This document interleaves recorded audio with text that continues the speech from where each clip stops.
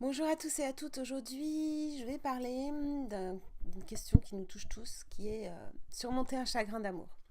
Alors, c'est une question que j'ai reçue par mail d'une lectrice qui s'appelle Camille, qui est une jeune femme adorable.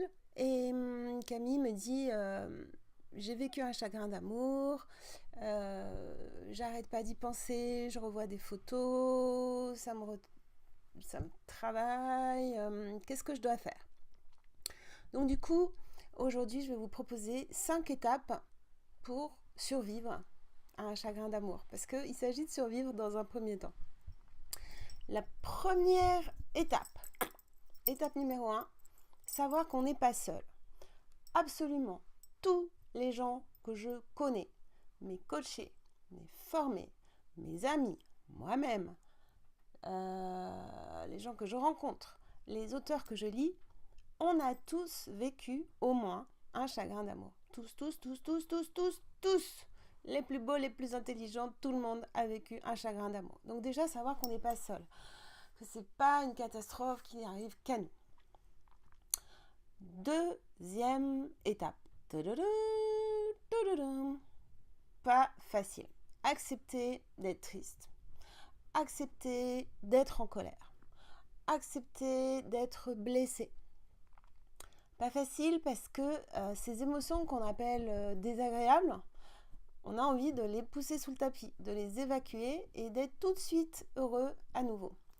Quand on fait ça, on refoule ces émotions. Et les émotions refoulées, elles ont tendance, à coup sûr, à revenir un jour, mais un peu comme cette vapeur qu'on a maintenue dans la cocotte minute avec plus d'intensité.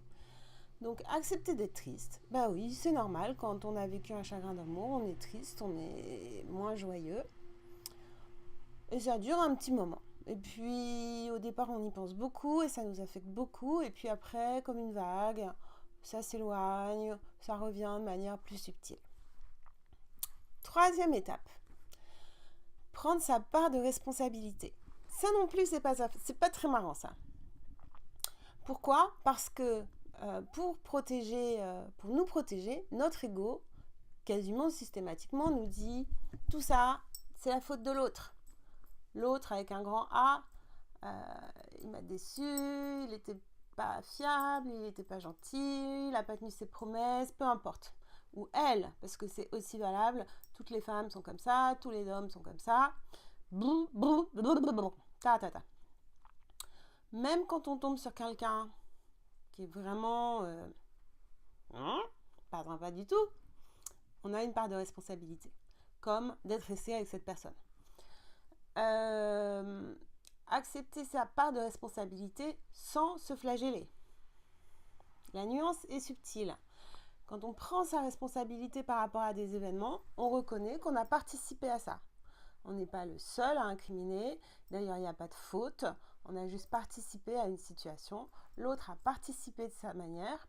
Et dans une relation amoureuse, on est toujours deux à plus ou moins négocier le contrat de manière non dite.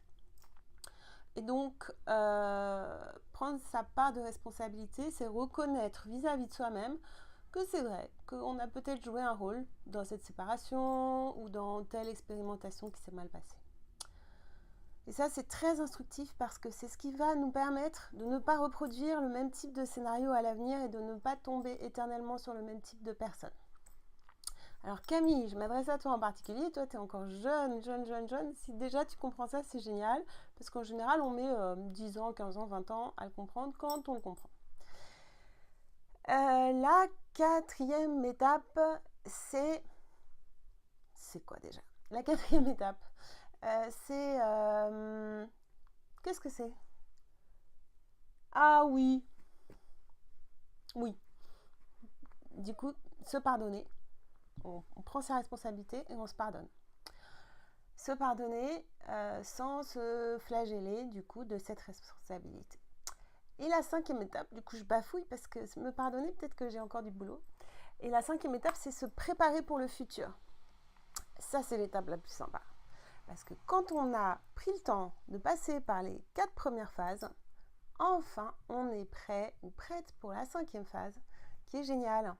Parce que comme on a fait le boulot, on ne va pas reproduire la même chose.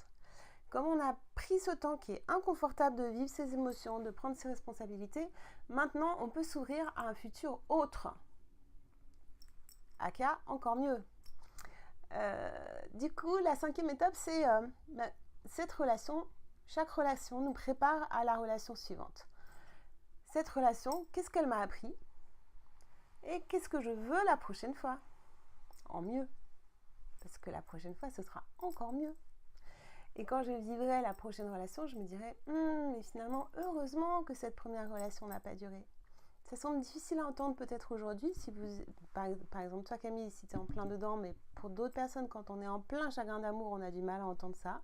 Je me souviens quand j'étais, mon premier chagrin d'amour, j'avais 13 ans et demi, très important, et il y avait un grand de 16 ans et demi qui m'avait dit mais tu verras, un de perdu, 10 de retrouvé. Et alors, ça partait d'un bon sentiment de sa part. Moi, ça m'avait pas vraiment soulagée parce que j'avais l'impression que c'était lui que je voulais, qu'il était le seul et qu'il n'y avait que lui qui un jour pourrait être à la hauteur de mes désirs amoureux. Il avait raison, bien sûr, mais quand on est en plein dans la souffrance, c'est pas la bonne réponse. Quand on a digéré les premières étapes, là, c'est la bonne réponse de se dire oui. Il n'y a pas un seul être au monde pour nous. On rencontre les personnes qui nous conviennent au moment où on est prête pour les rencontrer. Et donc, un avenir radieux s'ouvre à nous. Poulou poulou. Mais j'y crois. Je fais un petit peu de cinéma, mais j'y crois. À très bientôt. Si vous avez vous-même des questions, vous pouvez m'envoyer ces questions. Laissez des commentaires en dessous.